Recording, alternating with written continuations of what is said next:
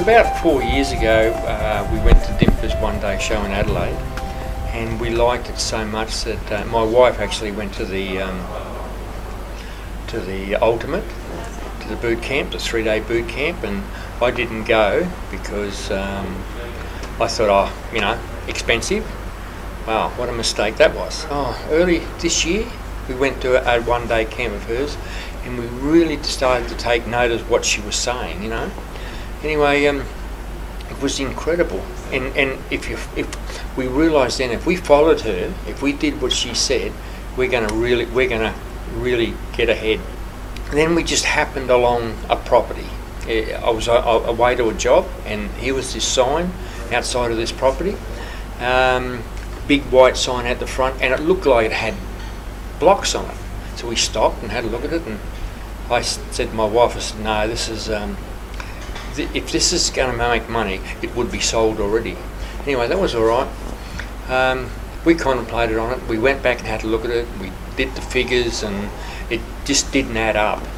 And then a friend of ours, she asked us if we would do a joint venture with her, and we told her about this property. So she did the feasibility on it, and we figured that if we could do a lot of the plumbing and the electrical work, and we could split that into 4, renovate the house in 3 blocks. Now, not only that, but the next door neighbour's property is huge. So we're hoping that we can get 2 blocks or possibly 3 blocks from his as well.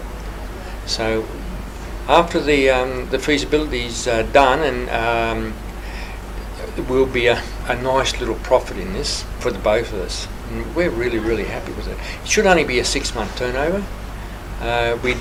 We hope to start developing it before settlement, and once settlement's gone through, we figured 3 months after that, that's a 6-month turnaround, and that's where we make our profit on. We've found that there's strategies that we didn't even think about just by going to these 2. It's incredible.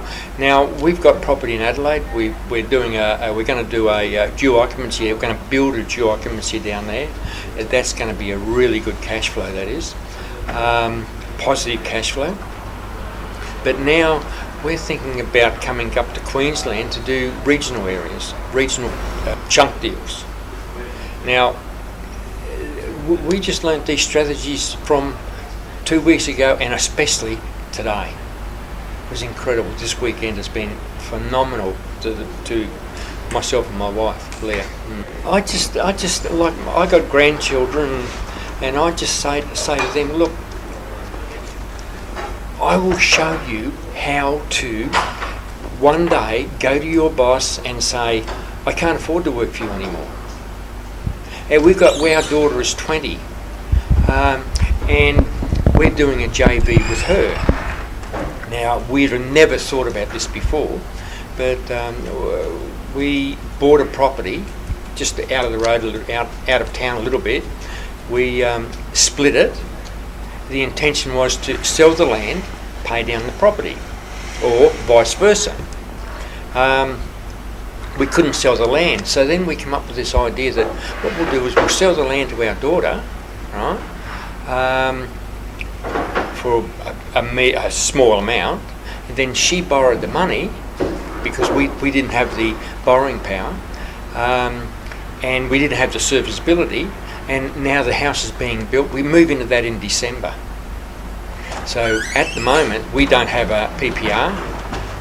Where our PPR is, we don't know where it'll be, because that idea of having our bells and whistles PPR right now that's not our main concern right now. We'll get it. We'll get there one day. We'll get our main PPR and we'll love it. But at the moment, we just accumulate, and as we're going, we're taking our daughter with us, and she's getting more and more excited about it. She wanted a unit in the city. Now that's been forgotten. And she's getting interested in the next JB we'll do with her, which will be bigger than the one we've just done. know?